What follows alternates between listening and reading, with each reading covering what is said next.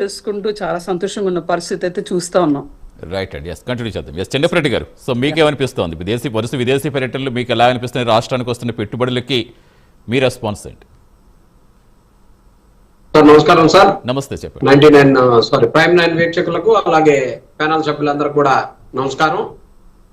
సరే, ఇప్పుడు పెద్దలు బాలకోటయ్య గారు చాలా విషయాలు మాట్లాడారు.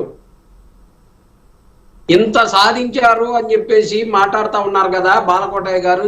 ఈ రోజుకి అమరావతి రాజధాని అని నోటిఫై చేపించేటటువంటి పరిస్థితి అన్నా కేంద్రం నుంచి చేయగలిగారా? ఒక్కటే, ఇంకా వేరే క్వశ్చన్ అవసరంలే. రాజధాని రాజధాని రాజధాని అని మొత్తుకుంటా ఉన్నావు కదా, నోటిఫై చేశారా?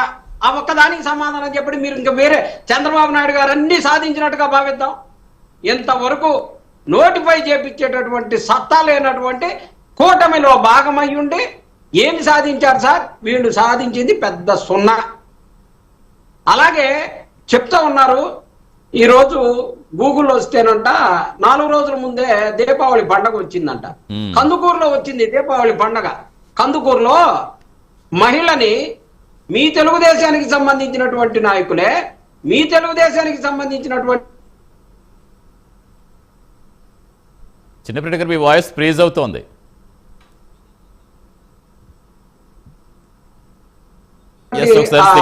చనిపోయిన వారు కానీ రేపులు మర్డర్లు ఇవి ఆంధ్రప్రదేశ్ లో ఉందా?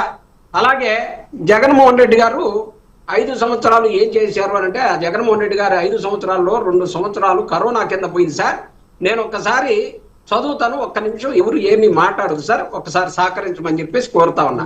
చంద్రబాబు నాయుడు గారి గురించి చెప్పుకోవాలి అంటే, చంద్రబాబు నాయుడు గారు కియా తప్పితే ఇంకోటి చెప్పుకోవటానికి అనేది వాళ్ళకి ఒక్కటి కూడా అవకాశమే లేదు.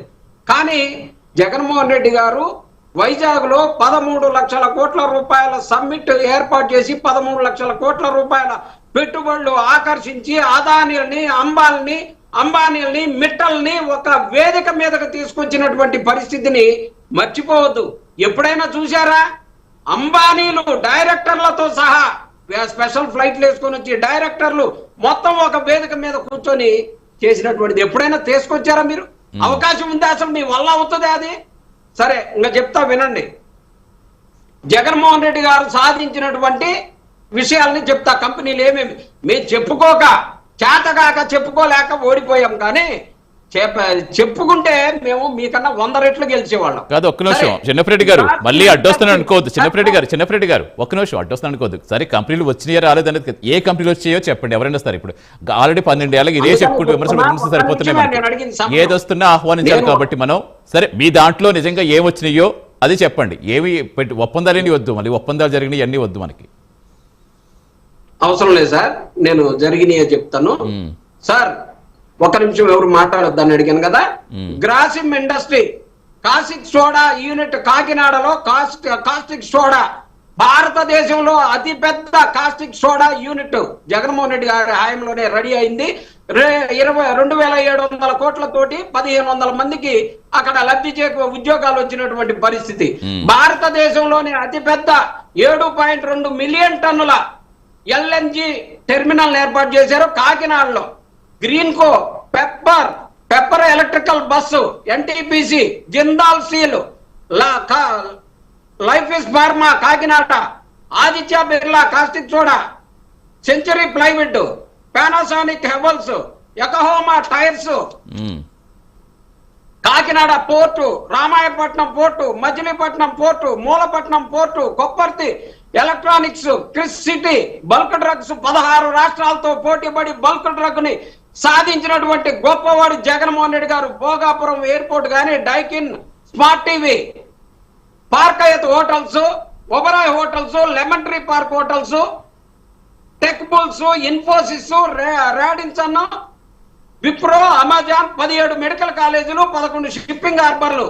కాదు, ఇవన్నీ ఎన్ని ఆచరణలోకి వచ్చాయి అది చెప్పండి చిన్నపరెడ్డి గారు. కాదు, ఎన్ని ఆచరణలోకి వచ్చాయి, ఎన్ని వర్క్ అవుతున్నాయి, ఎంతమందికి ఉపాధి దొరికింది, అది కూడా క్లారిటీగా చెప్తే బాగుంటుంది. ఇంక విమర్శలు లాంటివి వద్దు. ఇప్పుడు ఎవరికైనా అది చెప్తాను, ఇప్పుడు ఏ పార్టీకైనా. ప్రైవేట్ ఉద్యోగాల గురించి చెప్పట్లా. జగన్మోహన్ రెడ్డి గారు ఇచ్చిన ప్రభుత్వ ఉద్యోగాలు 1,30,000 సచివాలయ ఉద్యోగాలు వచ్చిన మాట వాస్తవమా కాదా మీకు చెప్పండి. చంద్రబాబు నాయుడు గారు 15 సంవత్సరాలు ముఖ్యమంత్రిగా చేసినా కానీ 1,30,000 మందికి ఉద్యోగాలు ఇప్పించలేనటువంటి పరిస్థితి. జగన్మోహన్ రెడ్డి గారు 1,30,000 మందికి వాళ్ళకి ఇప్పించాడా? ఆర్టీసీ వాళ్ళని తీసుకొచ్చి ప్రైవేట్ పరం దీంట్లో ప్రభుత్వంలో ఎంప్లాయీలు చేశాడా?